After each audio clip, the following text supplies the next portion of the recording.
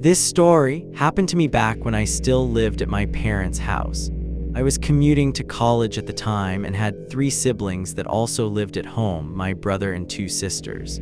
For some context, we lived on 5 acres in rural Ohio, surrounded on both sides by woods and farm fields. Additionally, during the week, my dad normally left for work at 2 a.m. So I had always felt like it my job to be the man of the house because he was gone during the times when you would imagine something sketchy happening. However, on this night, because it was the weekend, my dad was home. I woke up to the sound of my brother's voice trying to get my attention. We had separate rooms upstairs, and coming out of our rooms, you could look down over the banister and to see our front door. When I woke up, it took a few moments to get out of the haze and realize what was going on. I looked at the clock and it was around 2:30 a.m. and my brother told me there were 2 men at our front doors. Now this really woke me up. We quietly walk out of my room and peek over to look down at the front door. When we looked, there was no one at the door, but I noticed my parents off to the side, out of view of the glass on the front door. I whispered down to my dad and he told me there were 2 guys who had been talking to each other and knocking on the door. Hearing my dad say this freaked me out even more. I went back into my room and grabbed my pistol, quickly shuffling down the stairs after looking to make sure they weren't at the door. If they had been, they would have easily seen me coming down the stairs as it is in direct view of the door. My brother is right behind me as we head over to where my parents are, whispering to try and find out what is going on. My parents had awoken to the sound of our dog barking and had come out to find these 2 men knocking loudly at the door. At this point, the men return and begin knocking again, despite the fact that no one had come to the door and our dog was still actively barking. The fact that they were there at this time, in a location where houses are spread out hundreds of yards, and still knocking with a dog barking, made the situation even more terrifying. After a couple of minutes, the men walked away, and we all shuffle across the kitchen into the family room to peek out the windows into our driveway, which is lit up by our outside light. There was a black Cadillac sitting there, but no one was inside from what we could see. Immediately, the question was, where did these guys go? They weren't in their car and they were no longer at the front door. Unfortunately, we figured out the answer when the handles on our back French doors started jiggling. They were actively trying to enter the back of our house, which enters into the kitchen. At this point, I just remember my mom frantically saying, "David," to my dad as pure terror overwhelmed her. Then 2 things happened. Adrenaline filled my body as I prepared my handgun, horrified at the very real possibility that I might have to shoot these men. Secondly, my dad finally grabbed the phone, called the police, and calmly told them what was happening.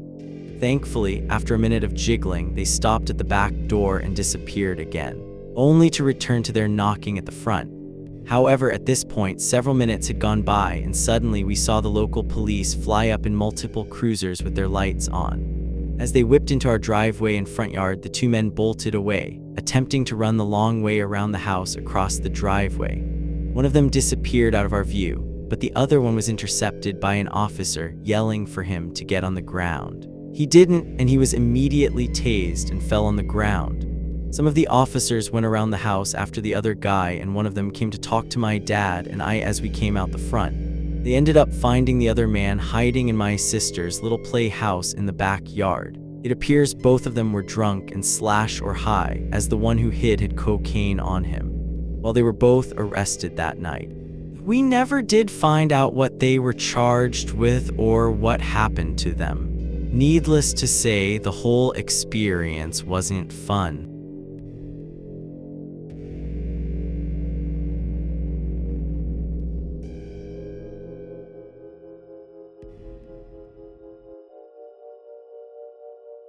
I grew up and live in a mid-sized city in the Midwest, and against my better judgment, I am someone who likes to roam around at night.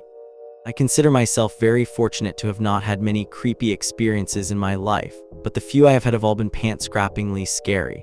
This is one of those times. One night back in July of this past year, I got off work at 8 p.m. and went home. I didn't have to go into my morning job the next day. And since there was no reason to force myself to go to bed early, I decided to stay up as late as I wanted to.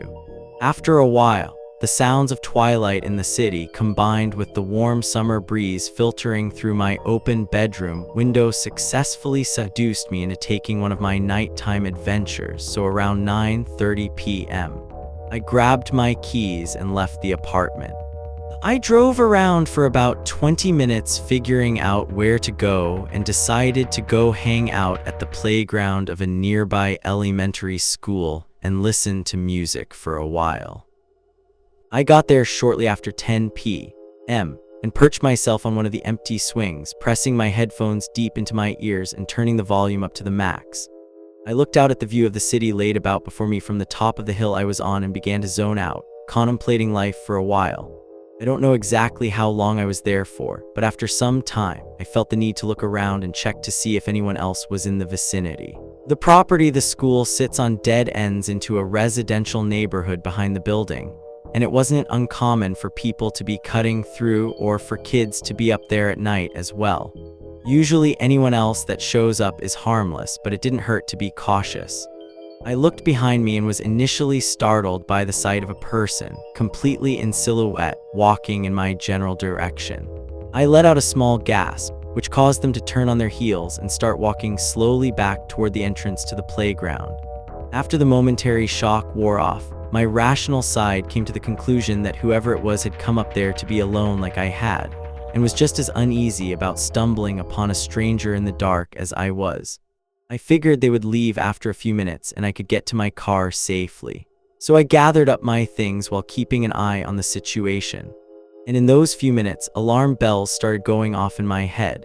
I didn't see the person as my view was obstructed partially by playground equipment, but after taking my headphones out of my ears and shoving them in my pocket, I could hear the sound of their footsteps along the asphalt, along with the sound of a video or some other media playing on a phone. Every once in a while, the person would shift their weight, scraping their shoes against the ground and giving away their position, telling me that they were still loitering by that gate. Eventually, I heard the sound of fading footsteps as the person walked away from me, and with a sigh of relief, prepared to exit the playground and get back in my car. I was on edge and more than ready to go home. I sat there for a few minutes, listening to try and see if the person was really gone, while double-checking my messages and making sure I had all of my stuff gathered up, trying to keep myself from freaking out. I didn't hear anything, so I decided now was the time to make my move, but not before standing up and looking around to make sure the coast was clear. And that's when I saw him sitting on a bench, facing away from me in posture erect. Completely in silhouette, just as he had been when he slithered up on me. He didn't move a muscle, but just sat there like a statue. At this point, I was sure that whoever they were waiting for me to go out of the gate so they could do God knows what to me. I decided to try and outsmart them by climbing the fence, but it was too high and the noise I made trying to scale the rusty chain link metal only called more attention to myself. As I was trying to make my failed escape plan, the person got up from the bench and started pacing back and forth, still somehow managing to keep themselves at least partially in silhouette as they darted in and out from under the bright lights of the elementary school doors. A tall, thin, wiry male in his late teens to mid-20, wearing gray skinny jeans, crisp white sneakers that looked like they just came out of a box, and a red sweatshirt with a hood that was kept up to cover his face the entire time. He walked with a smooth gait that I can only describe as a cross between ghetto and the stereotypical pimp, and while his feet glided along the pavement, there was a jittery twitchiness about him that was reminiscent of crack addicts and other tweakers I'd seen panhandling on street corners and in gas station parking lots around town. I hadn't bothered to call the police in the time leading up to this, because I didn't want to get someone in trouble who didn't deserve to be. But after all of this, I couldn't deny that I was in a dangerous situation and rang 911.